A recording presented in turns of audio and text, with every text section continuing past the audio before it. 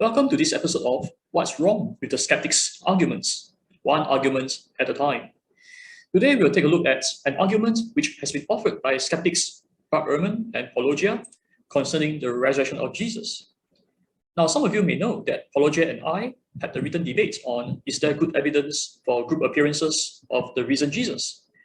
Paulogia claimed that there is no good evidence for group appearance, defined as groups of people who claim to have seen the risen Jesus. Well, the Apostle Paul listed group appearances in 1 Corinthians chapter 15, verses 3 to 11. Paulogia raised an objection by arguing that there is no explicit statement in the Pauline letters which tells us where Paul got that information from.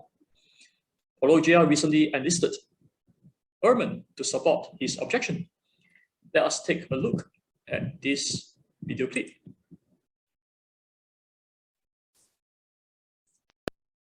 Knew Jesus, who's written for us, but Paul knew Jesus' brother. And so if you're talking about, did Jesus exist? Well, you would think his brother would know. So that's what I mean.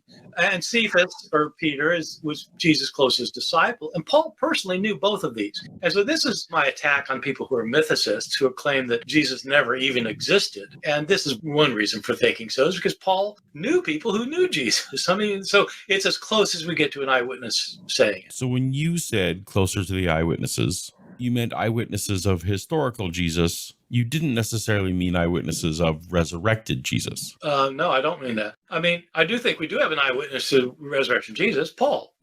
Paul says he saw Jesus.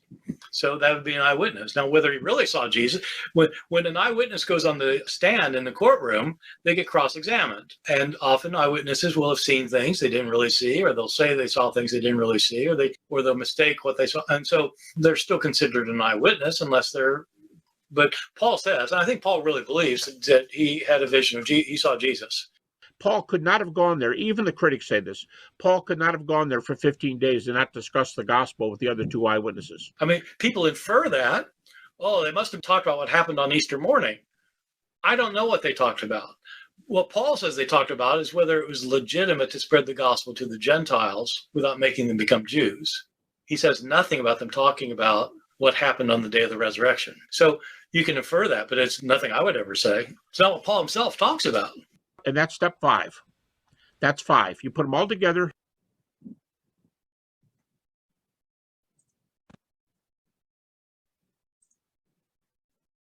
So in that video clip, Ehrman affirms that the letters of Paul provide a reliable indication that the historical Jesus exists. Why? Because Paul knew eyewitnesses of the historical Jesus, including James, the Lord's brother. Paul mentions James is the Lord's brother in Galatians chapter 1, and Paul says that he has met James. But what about the other eyewitnesses of the resurrected Jesus? Peter and John were among the 12 disciples, and Paul mentions James, Peter, and the 12 as the eyewitnesses of the resurrected Jesus in 1 Corinthians chapter 15. And Paul says that he met them in Galatians chapter 2.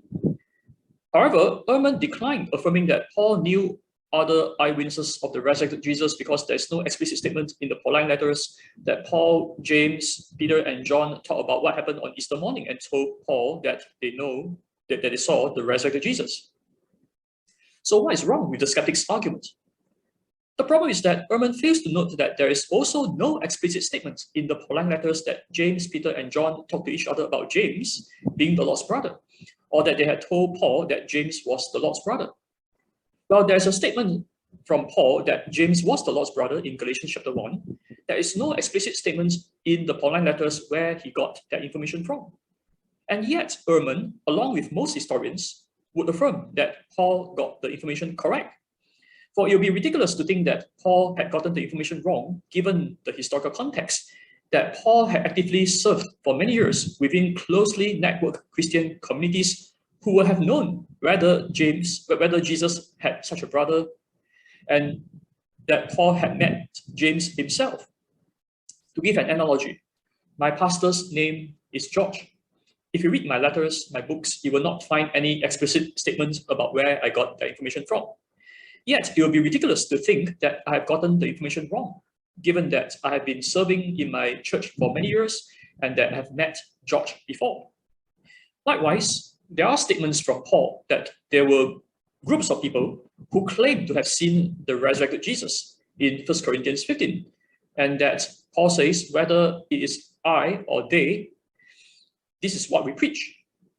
It would likewise be ridiculous to think that Paul had gotten the information wrong, given the historical context that Paul had served for many years within closely networked Christian communities who would have known whether there were these eyewitnesses or not, and that Paul had met some of them himself.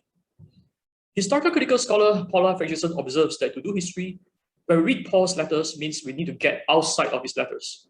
That is, to consider the historical context and to think realistically about how Paul interacted with other people. I have shown that just as Paul's statement that James was the Lord's brother in Galatians chapter 1, verse 15, is rightly regarded as good evidence that Jesus had a brother, given the historical context, likewise, Paul's statement in 1 Corinthians 15 should be regarded as good evidence that there were groups of people who claimed to have seen the risen Jesus, given the historical context. So, in summary, Ehrman's affirmation that Paul knew James, the Lord's brother, is a good example to show that an explicit statement in the Pauline letters, which tells us where Paul got the information from, is not necessary for sound historical inference. And therefore, Paulogia's argument has been refuted. Thanks to Ehrman.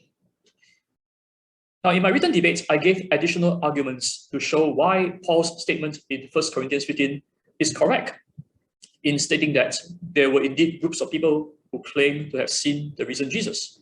I also pointed out that Paulogia has committed at least 80 errors in his arguments. You can check out my debate review, which explains how Paulogia has failed to rebut my argument. I'll be posting a link to the debate review in the description of this video below. Thank you for watching. See you next time.